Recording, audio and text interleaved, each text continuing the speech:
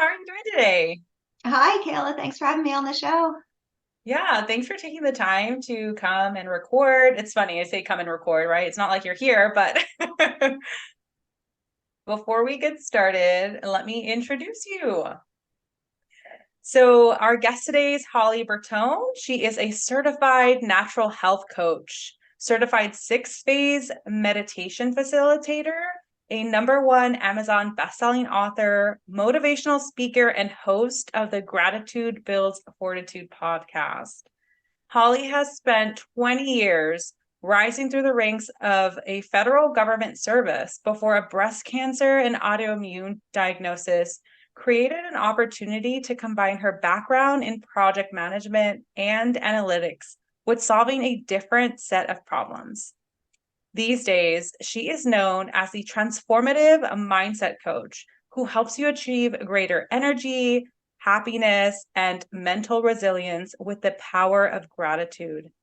She has been featured on over 200 TV and radio segments, articles, podcasts, physical stages, and online summits as an expert on gratitude and mindset.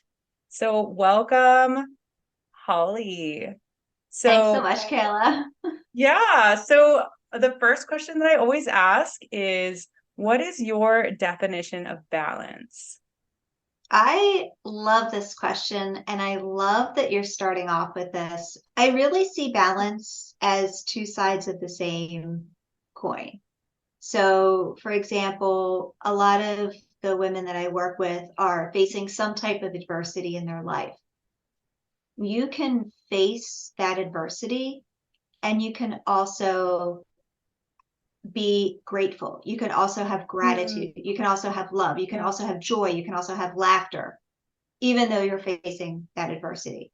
Hmm. You can have a problem, but live in the solution state and understand that I can either focus on my problem or I can focus on my Hmm. solution. I am so glad that you brought that up, Holly, because I think we a lot of the times we do miss that even in the hard times, we can still feel joy and we should still try and embrace it and find it because during those hard, painful times in our life, joy can still be found in those moments, but it's hard because you have to be intentional about finding it. Yeah, absolutely. And I think too, it's easy to be grateful when everything is going your way, when all the successes Mm-hmm. are happening, when you're on top of the world, when the health is great and the relationship's great, and you talk about the balance is great, Yeah. but it's difficult to be grateful when the tough times happen. Mm-hmm. And that's really the true test of how grateful you are, because it comes from that place of, it's easy to be happy when you're Yeah. happy, but what happens when you are going through a tough time? Can you still be grateful? Mm-hmm. Can you still be happy? Can you still show up and love life every single day? That's the Yeah. true test. Absolutely. I completely agree. So, how about you tell us more about your story and how you got to this place? Because I'm pretty sure a lot of listeners are like, yeah, that's easier said than done, right? How do I find gratitude when my life just seems to be continuing to go down in the dumps? Yeah, and I'm glad you asked that. And a lot of people, like, they'll see me on my podcast or on Mm, Instagram, and that I'm happy and sparkly and positive all the time. And yeah. this is a very intentional decision, Mm, because I was such an overachiever that I hit rock bottom with my health, not once, not twice, but 3 times. And then wow. when I decided to heal myself, I ended up getting a divorce. So I have Okay. shared a few adversities in my life over the last few years, but I was the quintessential overachiever. I was on Mm, top of the world. I was the chief of staff at one of those three-letter federal government agencies they make TV shows wow. about. I was a competitive athlete, standing on the podium, getting a medal around my Mhm. neck. I was traveling all over, drinking margaritas with my girlfriends, and that's what I thought was a perfect life. And then on my 39th birthday, I got the phone Mhm. call, and the doctor's office called with the test results. And I was diagnosed with breast cancer. So I went through surgery, chemo, radiation. And after that, I never recovered. I kept getting sicker and sicker. And it Wow. took them a year. I was diagnosed with Hashimoto's thyroiditis, which is an autoimmune Okay. condition. So the doctor gave me a prescription, and I was like, woohoo, I'm going to get better. I'm going to get healthy, you know? Yeah. No, I kept getting worse. Like my health kept getting worse. And it wasn't just, oh, I'm tired. It was Mhm. a debilitating chronic fatigue that kept getting worse to the Wow. point in 2017, I was actually forced to resign from my childhood dream job. And it was illegal, but it was a gift, just like breast Mhm. cancer, just like everything else. I didn't really see it at the time. It just in retrospect, realizing that that was rock bottom number 3 for me, was being all but bedridden, trying Mhm. to be a wife, trying to be a stepmother, and barely getting out of bed. Everything Gosh. about my identity was taken away from me. I mean, I considered myself very successful at work, and I was no longer successful. I was no longer making really good money. I was no longer a career woman. I was Mhm. barely hanging on as a wife. I was barely hanging on as a stepmother.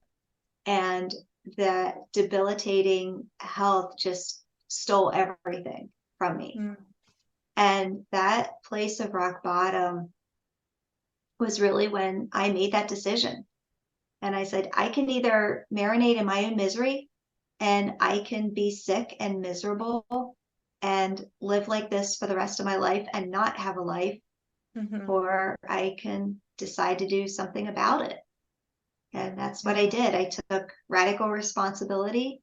I Mhm. decided to swim upstream, figure out why I was so sick. And it took quite a few years to basically go from being bedridden to being a normal functioning human being again and to heal myself. But it was that place of rock bottom that Mhm. really defined everything for me. And on the other side of that, I now get to help coach others, both Mhm. one on one and in the corporate setting, on overcoming adversity, on things like how do you incorporate gratitude in your daily life? How do you incorporate mindfulness in your daily life? How do Mhm. you build what my word is fortitude. It was my mother's life mantra growing up, where I heard every single day of my life was building Wow. Yeah. fortitude.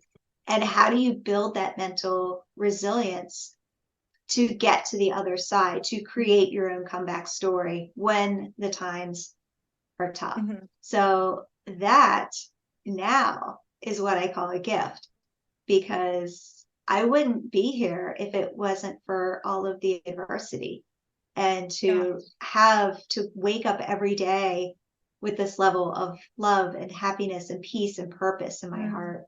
And I wouldn't wish the adversities on anyone, but I wouldn't trade them at all for anything. Yeah. Wow. I mean, you've been through so much and you talk about it being a gift and how you hit rock bottom and that really changed you. At what point in the rock bottom did you finally say something needs to change? Because I've been through this rock bottom too many times already and I need to make a change. Yeah, I don't remember exactly when it was. I was forced to resign in April, and it was towards the end of the year. So I want to say probably Mhm. November, December timeframe. And I was just like, no more. And I didn't know what that meant. I just made a decision that I'm going to take radical responsibility for my life and my health. And I didn't know what it meant at the time. Like, I didn't have a game plan. I was like, Okay. and they say when the student is ready, the teacher Mhm. appears. And Yeah. that is what happened, is that in December and January, Okay. I met back to back teachers. So Mm. my mentors, my guides, who together were able to really help and guide me on those first years of my health journey. And Oh. you had said at the beginning, you had asked about balance, and Mhm. I had a thought. It came and went. I still have chemo brain sometimes, Okay. um, Yeah. but I was thinking about the doing and Mm. the being, right? So there's a place of balance Mhm. between the action, the doing, because we can't just sit around and just wait for our lives to get better, right? Like Yeah. you can't pray or manifest your way into a better life without doing something. You have to Oh, have the yeah. doing, but then there's also that being. There's also that being in Mm. alignment with your purpose, knowing that this is it, and giving yourself that space to have that peace, to have that quiet, to figure out the solution. And I think that is a very good balance as well and much needed. When, for example, now that I run my own business, I work some Mhm. long hours. There's days that I start work at 6 and I stop at 8. I love those days. I mean, I feel energized and aligned, and there's days that I go, go, go. But I also make sure that there's time, multiple times during those days that I block out. If I see that I'm having a long day, I block out times that there are no appointments, that I sit in the quiet. I've got a pug. I take him out for a Yeah. walk, a long walk, right? Around the neighborhood for 45 minutes or so. I'll put on a meditation. I like to do puzzles, right? Like jigsaw Okay. puzzles. I've got Yeah. a puzzle table. So I'll put on a meditation or an audiobook or something like that and just sit and do something like that to Mm. take my brain off of it. And I think that is equally important as well, is when we're trying to do the thing, whether it's improving something that we're doing or being better in our business, being better as a mom, being better, getting out of the adversity, there's a doing, Mhm. but then there's also that being as well. Oh, yeah, absolutely. And I completely agree when you said, like, we can't just pray or manifest these things into our life. And I think that a lot of people are confused by that because they believe, like, I just need to pray or I just need to do all of these things to manifest it. But they forget that we're still involved in the process. We have to take action for any of our prayers or manifestations to come true or to happen.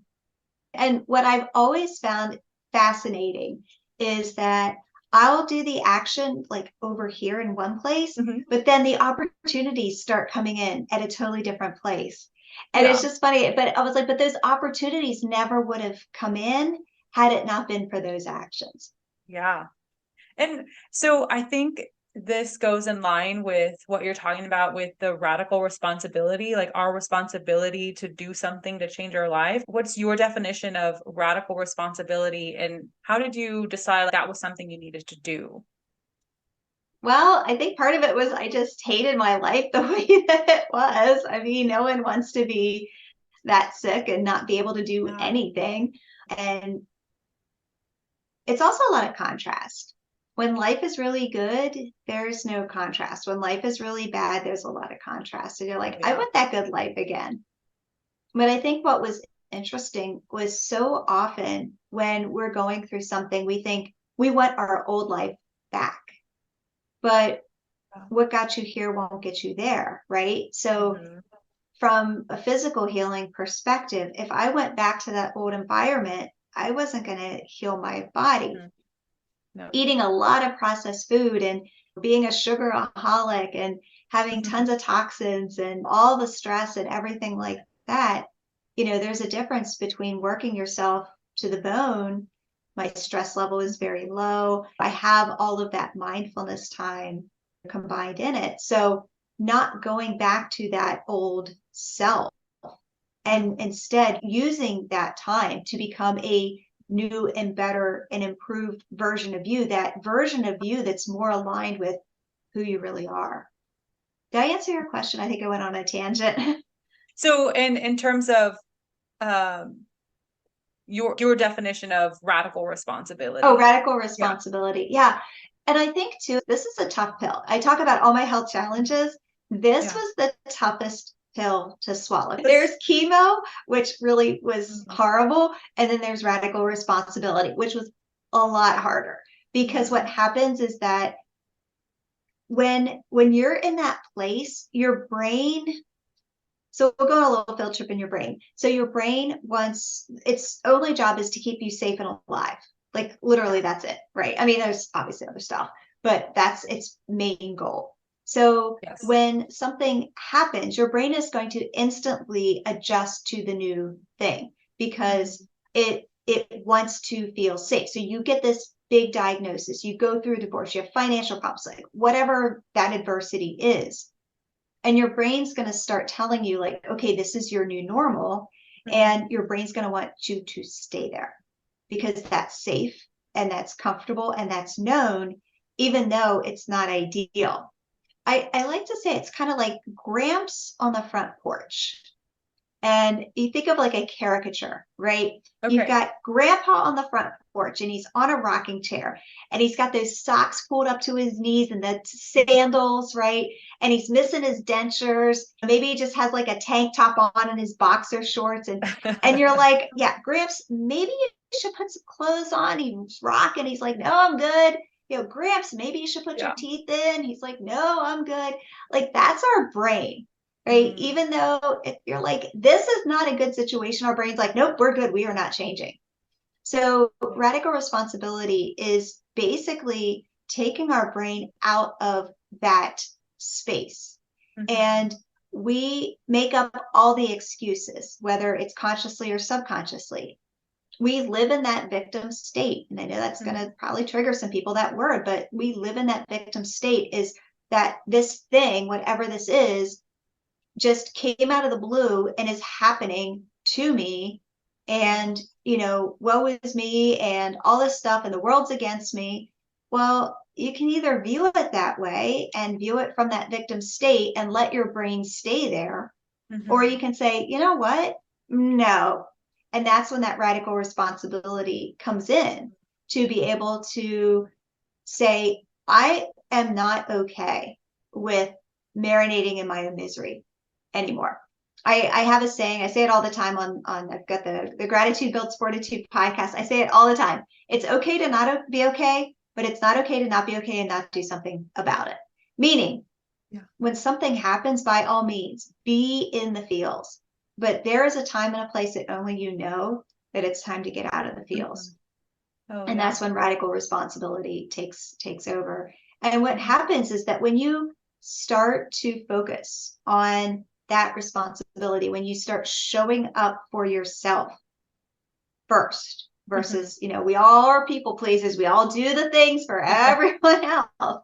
But when you show up first for yourself and you show up with that level of responsibility, it tells your brain you mean business. And then Yeah. things start to shift. Mhm. I'm definitely one of those who believe that our words are very powerful.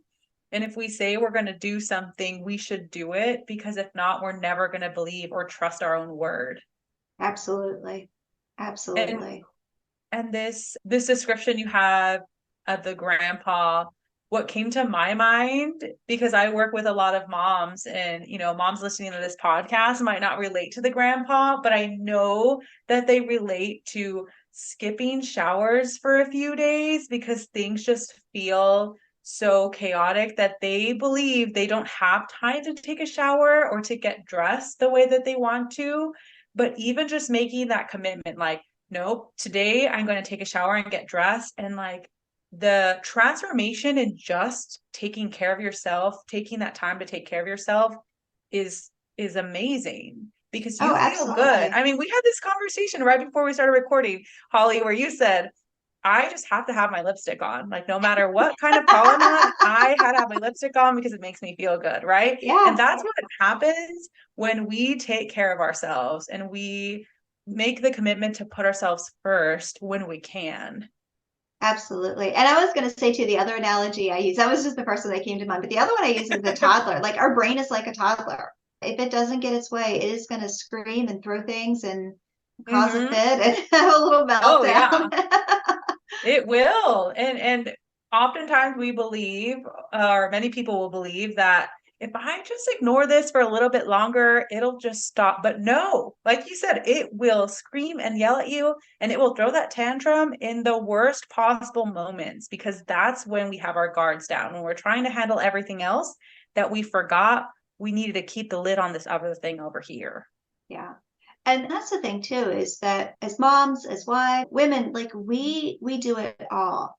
And we Yeah. put everyone else first, but we don't put ourselves first. And at some point, that's not sustainable. So my definition of self-care, I always thought like, oh, I'm going to go take a bubble bath because that's self-care. And I was really sick. I was really Mm, stressed. Like this was right before I was forced to resign, and things were literally at their absolute worst. And I'm mm. like, okay, I'm going to take, and I went downstairs and I turned on the tub, and I am literally yelling at the bathtub to hurry up and fill up Oh because I only had so much time to get a bath. I'm like man. yelling at the water, like, hurry up, hurry up, hurry up. Yeah. And then I jump in the tub and I lean back and I'm like, and I was like, okay, 10 minutes, go, relax. Oh my Like, gosh. who does that? But like, I Yeah. think that's just really the epitome of how we stretch ourselves and how we do Mhm, everything else for everyone else. And then we get the crumbs, we get the leftovers mhm. of whatever's going on in the day. And it's like, 10 minutes, relax, go. And that doesn't No, equal relaxation. it does not. So, It does not. yeah.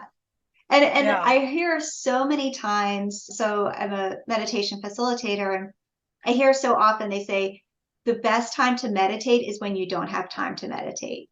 That's when Yeah. you should meditate twice as long. And the days that I wake up and I'm like, oh, I got a lot going on, and I feel like that's the easiest thing to cut this morning, but I don't, because that's my time to get centered Hmm. first thing in the morning, Yeah. like before my Yeah. eyes even open.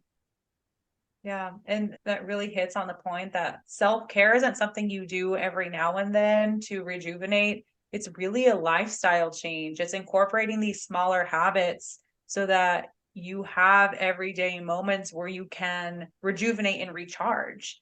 I mean, I just went on a bachelorette party weekend with my sister-in-law, and if I just did that, that wouldn't have been enough because I still came back exhausted. And yeah, I had fun and I was away from the kids, but once a month trips, or, trips every so often, or a once a year girls getaway is not enough. It's really about the habits that we incorporate into our lives every day, or, on a weekly basis at the very least. And that's why I like to go back to gratitude. I mean, gratitude is at the top of the food chain of everything. And everyone's like, oh, Holly, gratitude again, really? But it has so many health benefits, from being able to exercise more and reduce your cortisol and Mm-hmm. increase your happy hormones, your dopamine, your serotonin, your oxytocin, your dopamine, did I say all of them, your endorphins, Yeah. and to lower that stress response, to lower that Mhm. inflammatory response in the body. I mean, it just has so many health benefits. It helps you to make better decisions. I mean, it literally makes you smarter. And Oh, that's yeah. what I love about gratitude, is that it really puts you in that frame of mind that Hmm. it's not just that everything's okay. It's not a fake Pollyanna, oh, just be positive. I cringe when people say that. Oh, It's yeah, me too. literally about a mindset of not worrying about the past, not worrying about the future, and just being present. And I think so often that we have all of this stuff going on, it is so hard Oh, to yeah. just be present. Hmm. Yeah. What is the biggest mistake you see when people practice gratitude? Can you talk a little bit about that? Yeah, absolutely. I'm glad you asked this, Kayla, because this is how we're programmed. We are told that gratitude is either making a list of 3 things or 5 things or 10 things or whatever, or it's saying thank you, or it's at the Thanksgiving table and grateful, thankful, blessed. And it's something that we do. It's an action. It's a pleasantry. And Mm, like, that's gratitude. And that is like, when my ex and I were first married, I wanted to make macaroni and cheese. And I'm talking old school Southern style Okay. macaroni and cheese, the casserole that, it's like so good. Like you could eat Oh of yeah. that at one sitting. Melts in your And so, mouth. You want a whole bowl and right, yeah. right. So I made it. We sit down at the table. We're so excited to eat it. We get out our forks, we take a few bites, and we're like, something's wrong with this. Oh no. And he looks at me and he goes, did you put cheese in the macaroni and cheese? And I was like, oh, I had Oh prepared my everything, gosh. but somehow the cheese never made it into the casserole. Like it was missing the main ingredient. And that's how we are conditioned to practice gratitude, is that the way that we're taught to practice gratitude, that list of 3 things, saying thank you, it's an action. It is mac and without the cheese. It is Oh. bland, it is boring, it is going to do Mhm. absolutely nothing for you. So people are like, oh, gratitude doesn't work. I made a list of 3 things. I'm not grateful. Gee, I wonder why. It's an action, right? It's not a being. It's not a feeling. It's Mhm. not from the heart. It's just, I just crossed something off the list. It's me jumping in the tub saying, okay, Holly, 10 minutes, relax, go. Yeah. It's not going to work. So gratitude is that missing ingredient, like real gratitude is the cheese. It's that missing ingredient that just makes a casserole absolutely perfect. And Mhm. what it is that feeling. It's a feeling, it's a being, and it's from the heart. The actions can help us to get there, but so often we stop. We do the thing and then we stop. And the other thing too is that people think of gratitude as just this like pie in the sky kind of, oh, gratitude, that's nice. But there's all the science behind it that I talked about, the decrease levels of depression and anxiety and Yeah. PTSD, increase happiness. Like I said, it helps change your brain. You actually become smarter. And there's so many benefits of gratitude, but it's who you are and who you become. It's not what you Mhm. do. Oh yeah. One of the reasons why it's rewiring your brain is because you're focusing on other things besides the bad things in your life. And so that's something you have to practice. There's so much negativity that is pushed onto us because that's what sells. That's what's like on the news and like popping up on your news feed, right? It's a negativity because it's like, oh my gosh, what happened? So we have to rewire our brain to see those good things, the things that we are grateful for. And so Yeah, practicing gratitude can help with that. I think it's like they said, was it Dr. Emmons or Dr. I can't remember which one, talks about 80% of the thoughts that we have are negative and 20% are positive.